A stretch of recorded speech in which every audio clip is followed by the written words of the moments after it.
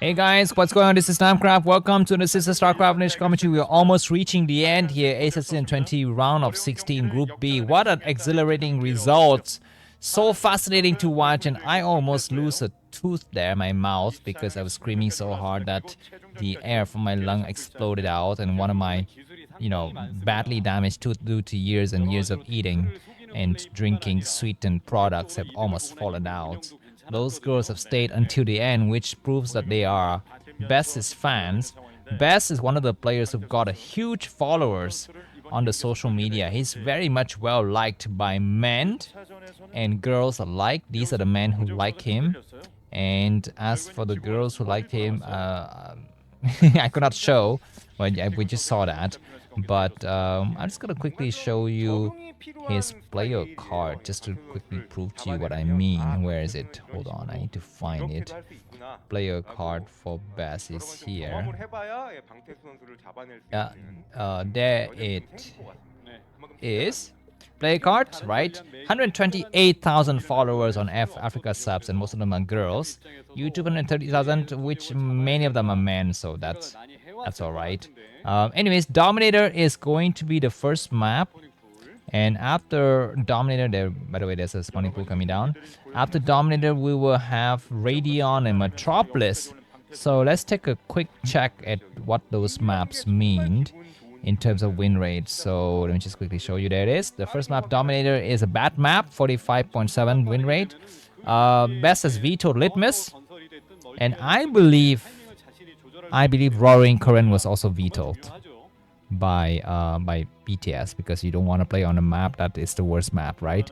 All of these players have watched Namkraft's, ASL Season 20 maps by balance ranking, and they've all watched my video, so they know exactly which which map to avoid and which map to pick. So we will have Dominator first, and then we will have Radion. Radion is decent for Protoss, not bad for Zerg.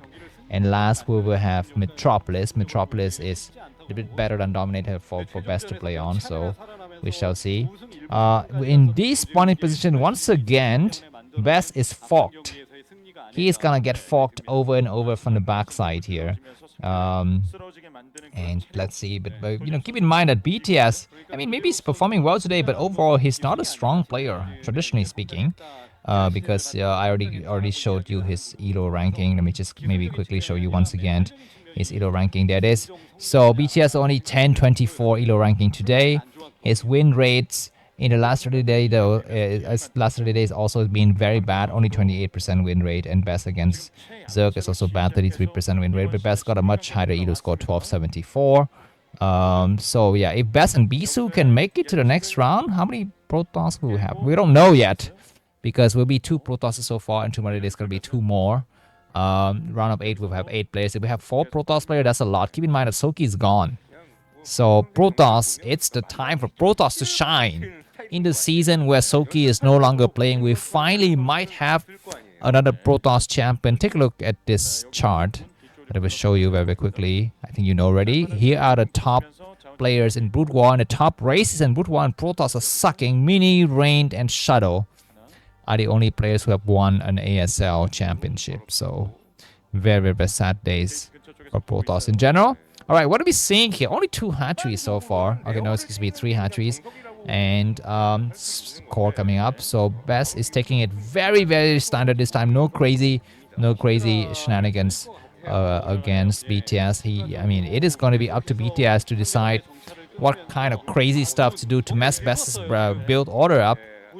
Ones that are coming out. Okay, no Corsair is going to be the build of choice here, and no Hydra. This is the hard counter from Best here, because he doesn't need Corsairs when the enemy is going for Hydra Dent. He might make a cannon, but the moment he sees Hydra, he will stop, make a cannon in the main, and just send all of the forces for front to attack. And the Overlord is out here, but it can actually come in and scout right now, but it's not coming in. The probe is going to get pushed back. So we shall see what is going to be the next part. The Zealot has been scouted.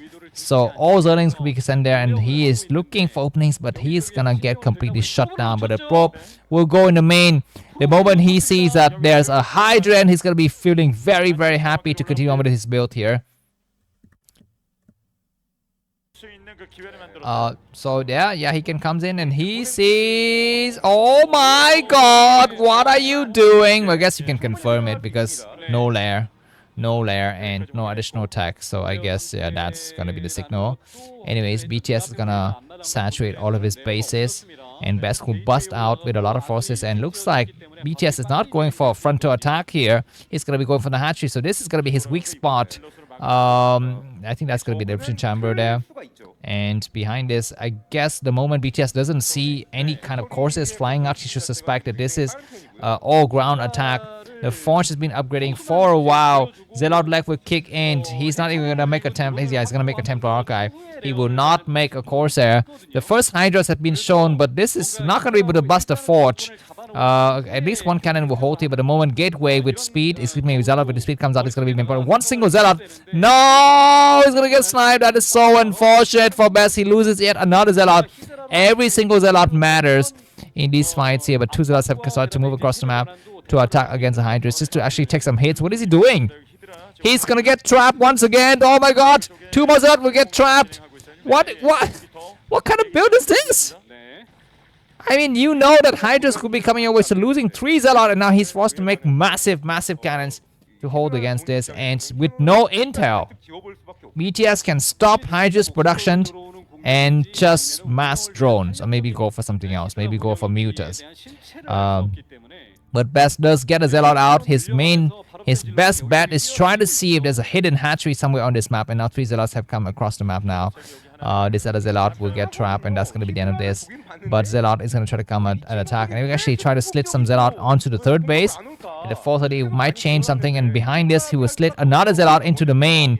While the Zerglings out of position, there it is. It's going to be a small engagement, and those Hydras are here to engage, but this Zealot is going to try to go inside the main. He will want to check if there's going to be a leg coming up. Excuse me. There it is. The Zealot will go in. He'll be very happy to see that there's no lair, but he's going to be facing massive Hydras on the attack here.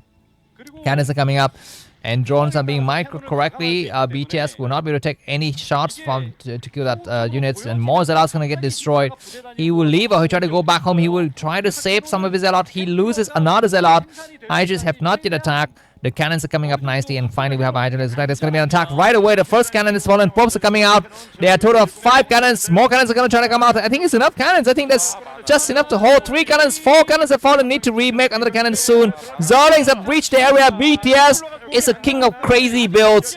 And now we will have only 2 cannons coming up here, and the last cannons will fall, but looks like there's enough to hold. No, it's not enough to hold. No more Zealot coming through. A single cannon cannot hold it. He is trying very hard to hold. He will get a storm off. And the probes need to go to work here, but no, it's not going to be enough. And this cannons go for BTS, who takes the first game. So I guess BTS has got balls. A Dark Templar, but he's got no energy. He did not have any kills at all. And now a single probe could actually attack that very damaged units. And what is the Archon doing? He's going to try to snipe the Overlord. Not a bad idea.